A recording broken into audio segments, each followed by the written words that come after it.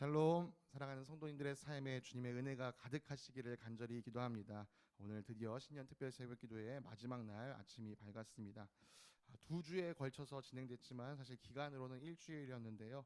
이 시간을 통해서 이 새로운 한 해를 잘 시작하고 또 다짐하고 나아가는 저와 여러분들 되시기를 간절히 기도합니다. 전신갑주를 다루는 내내 이 찬양을 너무 불러보고 싶었습니다. 꼭 참고 오늘 마지막 날 이 찬양 잠깐 한번 불러보기 원하는데요. 제가 그냥 여러분들께 불러드리도록 하겠습니다. 서서 진리의 띠를 띠고 의의 흉배 붙이고 평안의 복음의 신을 신고 믿음의 방패 들고 구원의 투구 쓰고 성령의 검 가지면 악한 마귀 우리에게 덤벼들지 못하리. 제가 어렸을 때 주일학교에서 배웠던 찬양인데 참 그 어린 시절 배웠던 그 노래가 여전히 기억나면서 우리가 취해야 할 전신갑주가 무엇이구나 기억하는 데 참 많은 도움이 되었습니다. 여러분들도 이 정말 하나님께서 우리에게 허락하시는 우리를 위해 예비하신 이 귀한 전신갑주 꼭 기억하시면서 살아가는 여러분들 되시기를 간절히 기도드립니다. 오늘도 먼저 에베소서 6장 10절에서 13절 말씀을 함께 읽고 또 마지막 이제 성령의 검 곧 하나님의 말씀에 대해서 우리가 함께 생각하는 시간을 갖도록 하겠습니다. 오늘 함께 읽은 말씀 에베소서 6장 10절부터 13절까지의 말씀 우리 한 목소리로 함께 읽겠습니다. 끝으로 말합니다. 여러분은 주님 안에서 그분의 힘찬 능력으로 굳세게 되십시오. 악마의 관계에 맞설 수 있도록 하나님이 주시는 온몸을 덮는 갑옷을 입으십시오. 우리의 싸움은 인간을 적대자로 상대하는 것이 아니라 통치자들과 권세자들과 이 어두운 세계의 지배자들과 하늘에 있는 악한 영들을 상대로 하는 것입니다. 그러므로 하나님이 주시는 무기로 완전히 무장하십시오. 그래야만 여러분이 악한 날에 이 적대자들을 대항할 수 있으며 모든 일을 끝낸 뒤에 설 수 있을 것입니다. 아멘. 오늘 우리가 마지막으로 함께 살필 6번째 전신갑주의 구성품은 성령의 검 곧 하나님의 말씀입니다. 우리 17절에 그것이 기록되어 있는데요. 이것을 우리 함께 살펴보기 원합니다. 성령의 검 이렇게 이야기하면 사실 좀 우리에게는 좀 두루뭉술하게 들릴 수 있습니다. 그래서 바울은 이 성령의 검이 곧 하나님의 말씀이다라고 분명하게 이야기해 주었습니다. 이 성령의 검을 자세히 살피기에 앞서 이 검에 대해서 우리가 함께 먼저 생각해 보기 원합니다. 검은요 지금까지 다뤘던 모든 다른 5가지 전신갑주와는 좀 근본적인 차이가 있습니다. 허리띠, 가슴막이, 신, 방패, 투구는요 방어구에 해당합니다. 그에 비해 이 검은 공격을 할 수 있는 무기입니다. 여러분 우리에게 무기가 주어진다는 이야기는요 우리의 이 싸움이 수동적이고 소극적인 버티기가 아니라는 것을 알려줍니다. 우리가 능동적으로 적극적으로 이 진격작전에 함께 해야 한다는 사실을 보여주는 것이죠. 네, 검은 공격할 수 있는 무기입니다. 동시에 사실 이 검은 무기임과 동시에 방어구이기도 합니다. 여러분 올림픽에서 한번 펜싱 같은 걸 생각해 보시겠어요? 펜싱뿐만이 아니라 우리가 영화에서 볼 수 있는 이 고대의 어떤 싸움 장면을 생각하신다면 칼과 먼저 맞서는 게 칼입니다. 이 방패로 칼을 먼저 막는 게 아니라 칼과 칼이 맞대고 그 다음 그 칼이 막지 못할 때 방패가 사용되는 것이죠. 이처럼 이 검은요 이 전투에 있어서 정말 다채롭게 사용될 수 있는 도구입니다. 공격도 할 수 있고 나를 지켜주기도 하는 도구인 것이죠.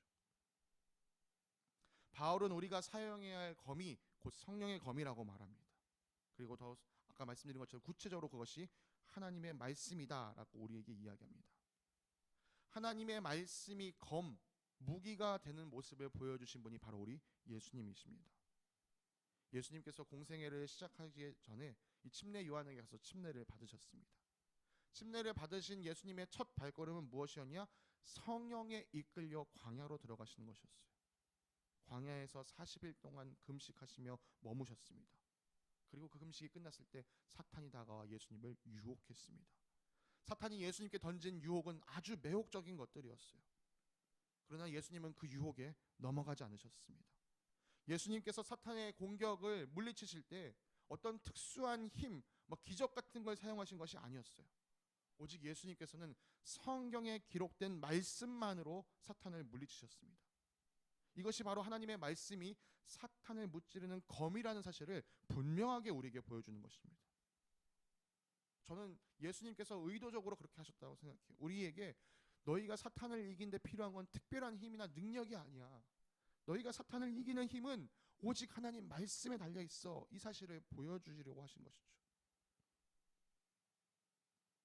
여러분, 하나님의 말씀이 이 영적인 전투에서 검이 되기 위해서는요, 우리가 이 말씀에 대해서 잘 알고 있어야 합니다. 말씀을 잘 알려면 말씀을 가까이 해야겠죠. 그것밖에는 방법이 없습니다. 그런데 안타깝게도 오늘날 많은 그리스도인들이 하나님의 말씀을 가까이 하지 않습니다. 다른 누군가의 이야기를 드리는 게 아니에요. 저 자신의 이야기를 드리는 것입니다. 제가 이미 우리 교회에서 여러 번 간증을 했었는데요, 참 하나님의 말씀의 중요성을 전하기 위해서라면 제 부끄러운 이 과거를 드러내는 것이 전혀 개의치 않습니다. 저도 하늘이 만할 때, 이 갓난쟁이였을 때부터 교회 문턱을 수시로 넘어 다녔습니다. 교회 문화는 제게 숨 쉬는 것만큼이나 너무나도 익숙한 것이었어요. 교회를 자주 오가면서 많은 설교를 들었고, 또 주일학교에서 공과 공부를 통해 성경을 많이 배웠었습니다. 어린 아기에게는 이 이유식만 먹어도 성장에는 지장이 없어요. 그러나 여러분, 계속해서 성장하기 위해서는 밥을 먹을 수 있어야 됩니다. 마찬가지로 육신이 성장하기 위해도 그런 이 성장이, 먹는 것의 변화가 필요하다면 우리 영이 성장하기 위해서도 더 많은 말씀이 우리에게 공급되어야 합니다. 아무리 좋은 설교, 아무리 좋은 성경 공부를 많이 한다고 해도요, 이 대부분의 설교와 성경 공부는 우리 영혼에게 이유식이 될 수밖에 없습니다. 영적인 성장을 위해서는 하나님의 말씀 그 자체를 깊이 묵상하고 적용하는 삶이 필요했습니다. 그러나 교회의 설교와 또 성경 공부만 의지해왔던 제 삶에서 성경책은 교회에서나 피는 책이었지 제 일상생활에서 펴지는 책이 아니었어요. 그래서 저의 영적인 수준은 늘 어린아이에 머물러 있었습니다. 여러분, 머리가 커지고 아는 것이 많아지는데 우리의 수준이 어린아이의 수준에 머문다는 것은요, 매우 절망적인 일입니다. 내가 어떻게 살아야 옳은 것인지 아는데 내 삶이 뒷받침되지 않는 거예요. 여러분, 그런 모습이 계속 반복되면 사람은 자괴감에 빠질 수밖에 없습니다. 자괴감이 지속되면 회의감이 들 수밖에 없죠. 네, 제 경우에는 그 마음과 저의 경우에는요, 그 회의감이 결국 어디까지 갔느냐, 제가 정말 이 가진 신앙을 포기하고 싶다는 마음까지 갔었습니다. 그 영적으로 벼랑 끝에 몰려있는 저를 구원해 준 것이 바로 하나님의 말씀이었습니다. 신앙을 포기하고자 했던 그 마지막 순간에 제가 성경을 붙잡았었는데요, 당시 제가 다녔던 교회에서는 이맘때쯤이 되면은, 이 연초가 되면은 일주일 동안 성도들이 함께 모여서 일주일 동안 성경 일독을 하는 그런 시간들이 있었습니다. 제가 그 자리를 나갔었어요. 뭐 성경을 믿고 싶어서 나간 게 아니라, 제 신앙을 회복하고 싶어서 나간 게 아니라, 내가 왜 이 신앙을 포기하는지 정확히 하려면 내가 이 성경 말씀을 잘 알아야겠다. 내가 왜 못 믿는다고 말하려는 그 근거가 필요하다. 저는 그 악한 마음을 가지고 그 자리에 나갔었습니다. 독한 마음을 품고요, 제 인생에서 가장 집중할 수 있는 집중력을 가지고 그 시간에 임했었어요. 하루 이틀 읽는 동안, 성경을 읽는 동안 내가 이 신앙을 포기하길 결정하길 잘했다라는 생각을 했어요. 왜냐하면 정말 제 이성으로는, 제 논리로는 이해되지 않은 말씀들이 너무 가득했기 때문이죠. 그러나 계속해서 말씀을 집중해서 읽으면 읽을수록 제 안에 달라지는 마음을 느낄 수 있었습니다. 무엇보다도 성경에 이런 말씀이 있었어? 할 정도로 무지한 제 자신을 보았어요. 거의 30년 가까이 신앙생활을 했는데 이런 말씀이 있었어? 라고 할 만한 말씀들이 너무 많았던 것이죠. 그리고 그 말씀 안에서 이스라엘을 일관되게 품어주시는 하나님의 모습을 보았습니다. 저는 처음에 그 하나님을 이해할 수 없었어요. 하나님 바보신가? 이스라엘이 이렇게 계속 반복해서 하나님을 배반하면 그냥 이스라엘 버리면 되지, 왜 계속 품어주시는 거지? 그러다가 저는 이스라엘의 그 모습에서 제 자신의 모습을 발견했습니다. 기분에 따라 신앙생활을 했던, 기분이 좋을 때는 막 충성하는 것이 살다가 내 마음이 상하면 토라져서 모르는 것처럼 살아가는 안타까운 모습. 그리고 그 순간 하나님께서 이스라엘을 포기하지 않고 붙잡아 주신 이유가 그분 안에 있는 크신 사랑이라는 것을 깨닫게 되었습니다.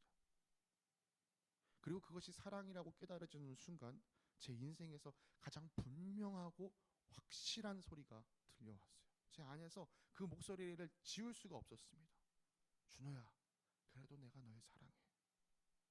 저는 하나님을 부인하고 싶어서 그 성경이 있는 자리를 찾아갔었어요. 그러나 그 순간마저도 우리 주님은 저를 품어주고 계셨던 것이죠. 여러분, 제가 그 사랑이 느껴지는 순간 제 눈물을 주체할 수가 없었습니다. 그리고 읽어가는 모든 성경 안에서 그 하나님의 사랑을 느낄 수가 있었어요. 그 순간 저의 마음을 가득 채우고 있었던 의심과 회의감, 자괴감, 불신과 불평이요, 일순간 단칼에 끊어지는 것을 느꼈습니다. 제가 기록하고 있던 노트에는요, 제가 이해하지 못할 것들이 가득 적혀져 있었어요. 그러나 그것을 이해하지 못한다 하더라도 괜찮았습니다. 왜냐하면 저를 향한 하나님의 사랑이 그보다 더 분명하게 느껴졌기 때문이죠. 제가 이 경험을 통해서 깨달은 것이 있었습니다. 하나님께서 나를 사랑하시지 않은 것이 아니라 나를 사랑한다는 하나님의 고백을 내가 듣지 않고 있었구나. 하나님의 사랑 고백이 이 성경에 이렇게 빼곡하게 기록되어 있는데 내가 그것을 가까이 하지 않았구나. 사랑하는 성도님들, 말씀을 가까이 하셔야 합니다. 사탄이 쳐놓은 온갖 올무와 덫에 걸려서 제 마음과 영혼이 사지가 결박된 것처럼 무기력해졌을 때, 결박된 모든 것을 끊어주고 제 마음과 영혼을 새롭게 해준 것이 바로 이 하나님 말씀이었습니다. 여러분, 제가 이 하나님 말씀의 소중함, 중요함을 깨달은 이후에 사탄이 저를 그대로 내버려뒀을까요? 쟤는 이제 이걸 깨달았으니까 내가 더 이상 어쩔 수 없을 거야, 내가 내버려뒀을까요? 그렇지 않습니다. 여러분, 차라리 제가 사지가 결박된 것처럼 있었을 때는요, 제가 그 상태가 사탄의 먹잇감이었기 때문에요, 사탄이 저를 그대로 내버려뒀어요. 오히려 제가 그리스도 말씀의 중요성을 깨닫고 그리스도인으로 살려고 할 때부터 사탄의 공격은 더 맹렬해졌습니다. 그렇다면 그 맹렬한 공격 안에서 어떻게 지금까지 버틸 수 있었을까요? 저는 확신합니다. 하나님의 말씀이 있었기 때문입니다. 하나님의 말씀으로 사탄의 공격을 무찌르며 나아간 것이죠. 단순히 여러분 막아낸 게 아니에요. 무찌르며 나아갈 수 있었습니다. 여기서 무찌르며 나아간다는 것은요, 사탄의 영역을 빼앗고 그것을 하나님의 영역으로 돌려드린다, 하나님의 영역을 확장해 나간다라고 할 수 있습니다. 저는 이 영역 확장이 두 가지 차원에서 일어난다고 믿습니다. 하나는 내적인 차원이며 하나는 외적인 차원입니다. 내적인 차원이라 함은 우리의 삶이 점점 더 하나님의 다스림 안에 복종하는 것을 말합니다.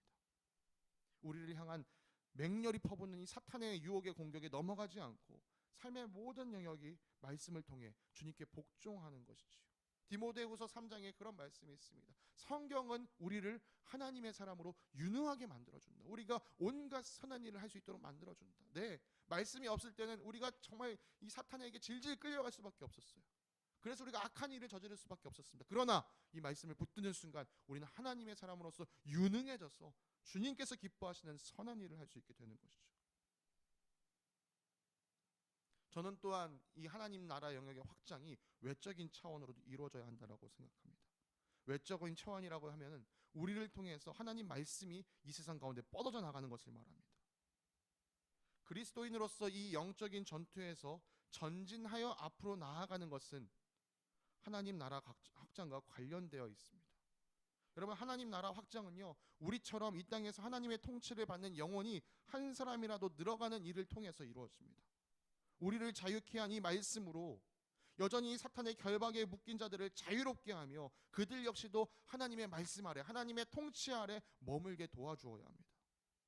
여러분, 우리가 치르는 영적인 전투는 나 한 사람의 신앙을 겨우 지키는 전투가 아니라 어둠 가운데 있는 사람들을 구출하고 구원하는 전투로 확장되어야 합니다.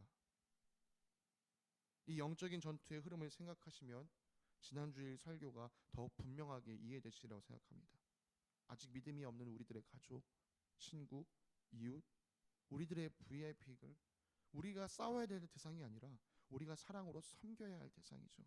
우리가 그들을 왜 사랑으로 섬깁니까? 그래야 그들이 우리가 전하는 복음을 듣게 되기 때문입니다. 그래야 그들이 우리와 같이 이 말씀 안에서 자유롭게 되기 때문입니다. 그것을 우리 대장이시며 우리의 아버지이신 하나님께서 기뻐하십니다.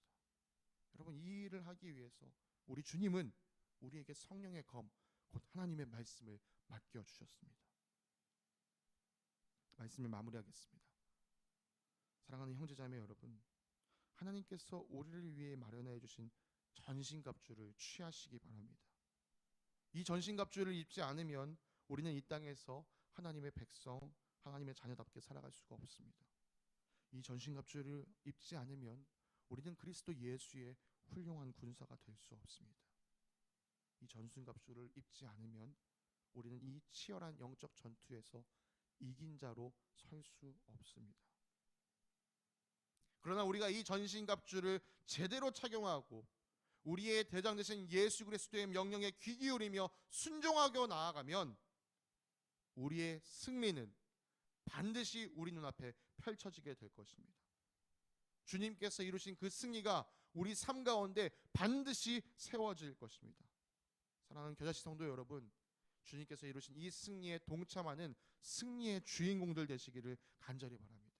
바라고 바라기는 우리와 함께하는 이 모든 지체들, 우리 옆에 있는 모든 형제자매들 한 사람의 낙오자도 없이 이 승리의 기쁨에 동참하는 자들 되시기를 간절히 축원합니다. 우리 지난 말씀을 기억하시면서 함께 찬양을 부르고 또 기도하는 시간 갖기 원합니다.